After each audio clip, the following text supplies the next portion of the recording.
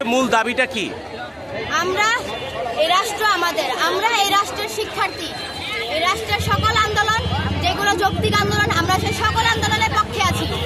আমরা এখানে সবাই দলীয়বদ্ধ হয়েছি, একত্রিত হয়েছি আমাদের কামারপাড়া স্কুল অ্যান্ড কলেজের অধ্যক্ষের বিরুদ্ধে। আমাদের অধ্যক্ষের বিরুদ্ধে আমাদের অনেক দাবি রয়েছে। আমরা নানা বৈষম্যর শিকার। আমরা স্কুলে আমাদের নৈতিক দাবিগুলো পাই না। আমাদের টিচাররা আমাদের সাথে দুর্ব্যবহার করেন, যারা ওনাদের পক্ষে আছেন। আমাদের স্কুলে রাজনৈতিক কর্মকাণ্ড চলে। আমরা যেহেতু এত রক্তক্ষয়ী একটা আন্দোলন গেল, এই আন্দোলনে আমাদের স্কুলের অধ্যক্ষ তার শান্ত নিরাপত্তা পালন করেছেন। তার কোনো জোরালো দাবি জানান নাই। এতে বোঝা যায় তিনিও স্বৈরাচারীদের পক্ষে, তিনি আমাদের শিক্ষার্থীদের পক্ষে নয়। আর আমাদের স্কুলে অনেক অনৈতিক কাজ হয়ে থাকে, ওনার বিরুদ্ধে অনেক অভিযোগ আছে।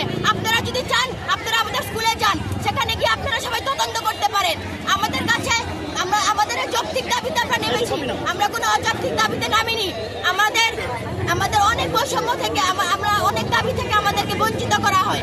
আমরা কাল হতে এখানে রাজপথে নেমেছি, আমরা রাস্তায় নেমেছি। কালকে সারাদিন আন্দোলন করেছি, সে আসেনি।